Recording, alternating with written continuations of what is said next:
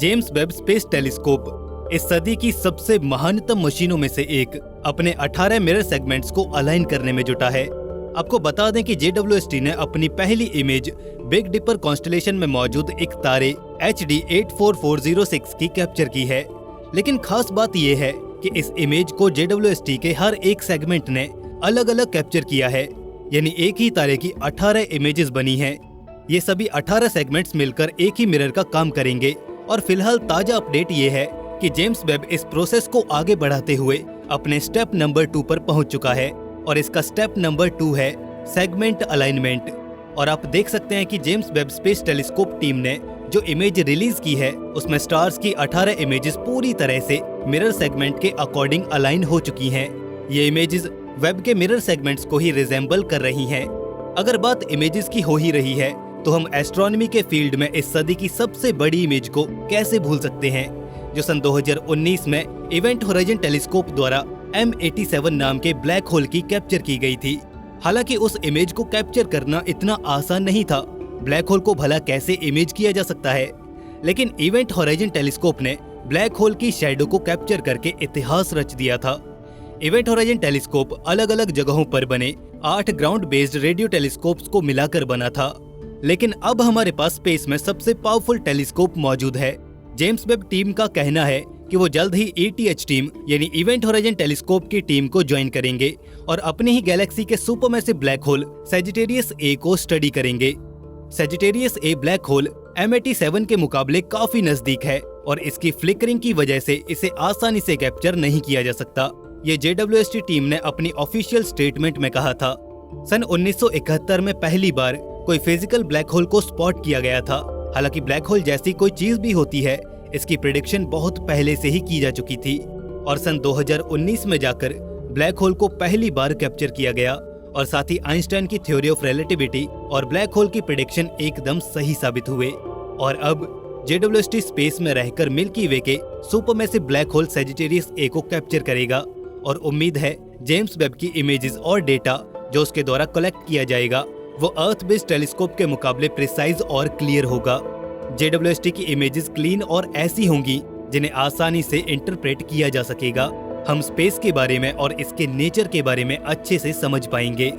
सच में ये स्पेस बहुत गहरा समुद्र है जहाँ से हमें नॉलेज का अनंत भंडार मिल सकता है। और दोस्तों, स्पेस की तरह शेयर मार्केट भी एक बहुत बड़ा समुद्र है जिसमें से जितना चाहो उतना निकाल लो, लेकिन इसमें डूबना कहीं ज्यादा आसान रहता है अगर आपके पास एक एक्सपीरियंस्ड और स्पेशलिस्ट फाइनेंशियल एडवाइजर नहीं है तो। और अगर आप नए हैं लेकिन ट्रेडिंग और इन्वेस्टमेंट शुरू करना चाहते हैं तो जाहिर सी बात है कि किसी दोस्त या अनुभवहीन रिश्तेदार के कहने पर तो पैसे लगाएंगे नहीं। यहाँ आपके काम आएगा मोतीलाल ओसवाल, जो आपको प्रोवाइड करता है एक एक्सपर्ट प्रोफेशनल फाइनेंशियल एडवाइजर जो मौके की तलाश करके आपको इन्वेस्ट और ट्रेड करने की सलाह देगा और मार्केट से संबंधित आपके सारे प्रश्नों का उत्तर भी। इसके लिए आपको सिर्फ जरूरत है एक डीमैट अकाउंट की और मोतीलाल ओसवाल के साथ आप फ्री में डीमैट अकाउंट खोल सकते हैं, सिर्फ पैन कार्ड, आधार कार्ड और बैंक प्रूफ के साथ। और इसके लिए आपको कोई भी मेंटेनेंस चार्ज नहीं देना है। इसके 22 लाख कस्टमर्स की तरह आप भी मोतीलाल ओसवाल का ऐप डाउनलोड कर सकते हैं जहां आपको एकदम फ्री में स्टॉक्स की रियल टाइम रिकमेंडेशंस मिलती रहेंगी। साथ ही डिस्क्रिप्शन में दिए गए लिंक के साथ अगर आप अकाउंट ओपन करते हो तो आपको वर्थ 25,000 रुपीज एक वेलकम बास्केट मिलेगी जिसमें होंगे AI बेस्ड टूल्स और 1 महीने का फ्री ब्रोकरेज भी आपको दिया जाएगा।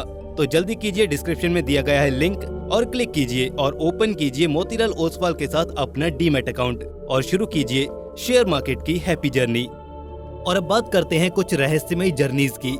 सन 2017 की फर्स्ट इंटरस्टेलर ऑब्जेक्ट अमुआमुआ और सन 2018 में दूसरी इंटरस्टेलर ऑब्जेक्ट बोरिसोव, दोनों ही ऑब्जेक्ट्स किसी दूसरी दुनिया से आई थी और इनकी स्पीड भी इतनी ज्यादा है कि एक दिन ये ऑब्जेक्ट्स हमारे सोलर सिस्टम को भी छोड़कर निकल जाएंगी। खैर, ये तो वो ऑब्जेक्ट्स हैं जो हमने अपनी बढ़ती टेक्नोलॉजी की वजह से डिटेक्ट कर ली हैं। माना यह भी जाता है कि ऐसी और भी ऑब्जेक्ट्स हो सकती हैं हमारे सौरमंडल में जो बाहरी अंतरिक्ष से आई हों। हमारे वैज्ञानिकों के पास इन ऑब्जेक्ट्स को स्टडी करने की लिमिटेड एबिलिटी ही है, लेकिन शायद अब ये सब बदल जाएगा जेम्स वेब स्पेस टेलीस्कोप के आते ही। जेम्स वेब की हाई सेंसिटिविटी और पावर हमें ये इन्वेस्टिगेट करने में हेल्प करेगी कि वो कौन कौन सी ऑब्जेक्ट्स हैं जो आउटर स्पेस या इंटरस्टेलर स्पेस से आई हैं और उनकी केमिकल कॉम्पोजिशन क्या है उनका नेचर क्या है और वो कहाँ से आई हैं, जिससे हमें ये पता चल सकेगा कि उनके सौरमंडल में कंडीशंस कैसी हैं। इंटरस्टेलर ऑब्जेक्ट्स की केमिकल कॉम्पोजिशन की स्टडी को लेकर ये बातें Webb target of opportunity program के प्रिंसिपल इन्वेस्टिगेटर मार्टिन कॉर्डिनर ने कही। तो यहाँ से ये बात तो साफ है कि जेम्स वेब स्पेस टेलीस्कोप अपना कीमती समय इन इंटरस्टेलर ऑब्जेक्ट्स को स्टडी करने में देने वाला है, और वाकई में ये एक बड़ी अपॉर्चुनिटी है दूसरे स्टार्स और सोलर सिस्टम्स को इतने करीब से स्टडी करने की। सबसे पहले तो उन ऑब्जेक्ट्स को आइडेंटिफाई किया जाएगा जो इंटरस्टेलर ओरिजिन की हैं, और फिर उसके बाद वेब की स्पेक्ट्रोस्कोपिक कैपेबिलिटीज को यूज किया जाएगा। उन इंटरस्टेलर ऑब्जेक्ट्स को नियर इंफ्रारेड और मिड इंफ्रारेड बैंड में स्टडी किया जाएगा।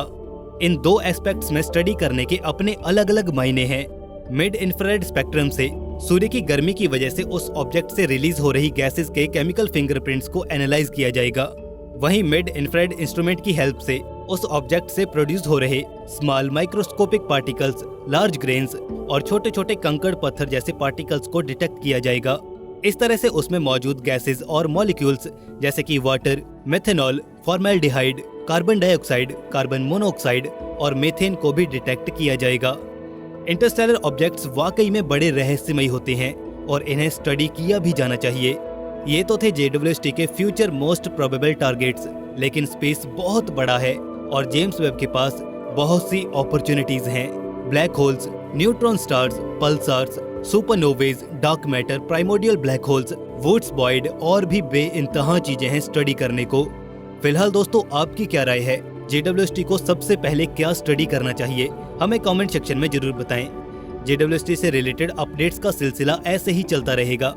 अगर आपको ये वीडियो पसंद आया तो इसे लाइक और दोस्तों में शेयर जरूर करें। ऐसे ही और इन्फॉर्मेटिव वीडियोस के लिए चैनल को सब्सक्राइब करके बेल नोटिफिकेशन ऑन जरूर कर लें।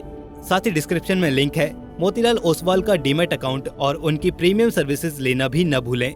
दोस्तों, मिलते हैं ऐसे ही एक नए इन्फॉर्मेटिव वीडियो के साथ। तब तक के लिए स्टे क्यूरियस, बी हैप्पी। नमस्कार।